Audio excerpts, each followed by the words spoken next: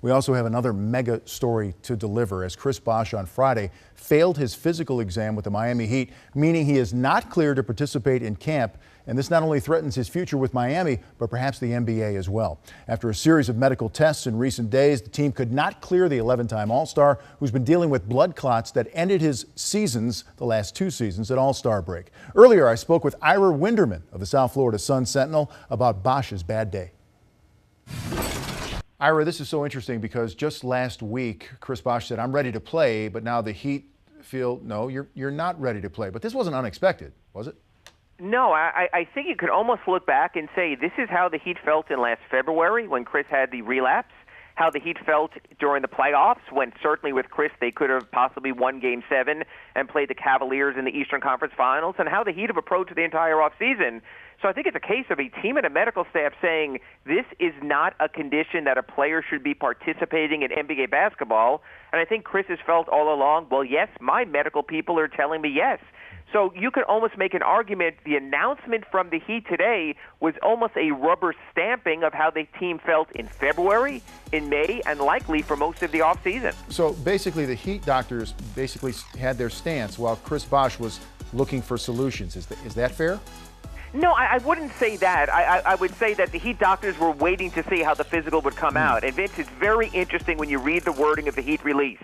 They never say why he failed the physical. We know there's a lot of laws and rules regarding health, including in the collective bargaining agreement, what you could say and what you can't say. I believe, and again, I'm not a doctor, but I believe when the Heat did these tests, they were looking for certain things, certain benchmarks, certain parameters, certain things in the tests. When they found them, they felt just as before, you cannot play NBA professional basketball with these type of test results.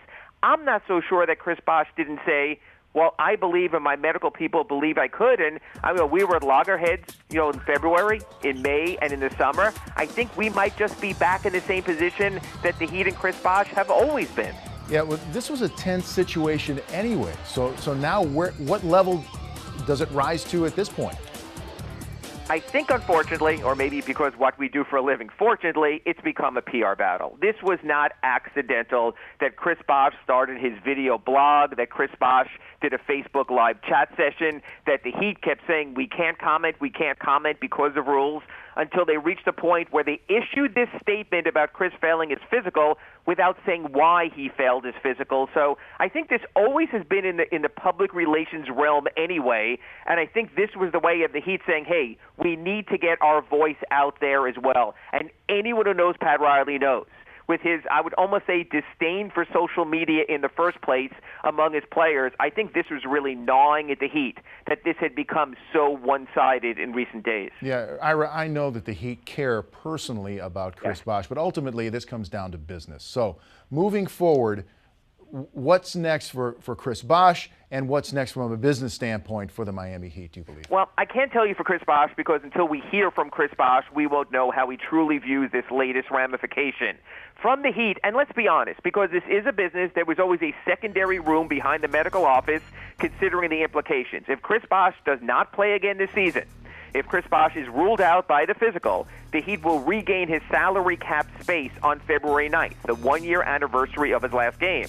That's an interesting time of year because it's before the trading deadline. So should a team be looking to trade a $20-something million player? In previous years, you would say, well, you can't make that deal without matching salaries.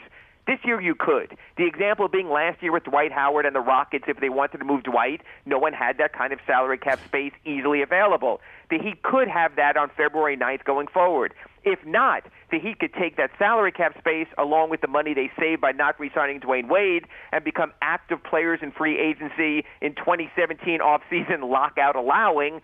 So, yeah, it changes the Heat's long-term outlook, but again, there's still other benchmarks you have to go through that. The Heat have to waive Chris Bosh. An independent doctor selected by both the Players Association and the NBA have to declare whether Chris is out or not. If the Heat waive him and he's not declared out for his career, not only do the Heat have to continue paying the money, as they will anyway, they also would absorb that salary cap hit going forward. So right now, this is still about the medical and the personal side. But yes, there are, in coming days and weeks and months, very much an NBA salary cap, collective bargaining agreement side to this as well. But Ira, finally, if there isn't a big medical change for Chris Bosh, I mean, are we really looking at a very possible end to his playing career?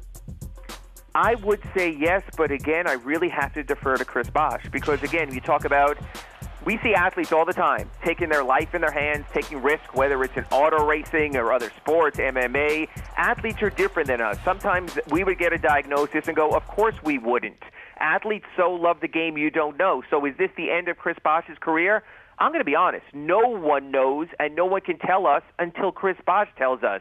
And if his drive to continue playing with 5 children, $200 million in career earnings, 2 NBA World Championships, likely a spot in the Hall of Fame, and he says, no, I love this game, I want to find a way, I would never doubt a professional athlete. So I think we really have to sit back and say, what say you, Chris Bosh, while at the same time wishing he and his family the best of health, because that's what matters most.